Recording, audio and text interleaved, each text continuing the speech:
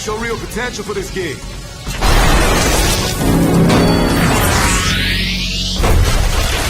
You ever need a mentor, Virgil? You just let me know. You belong in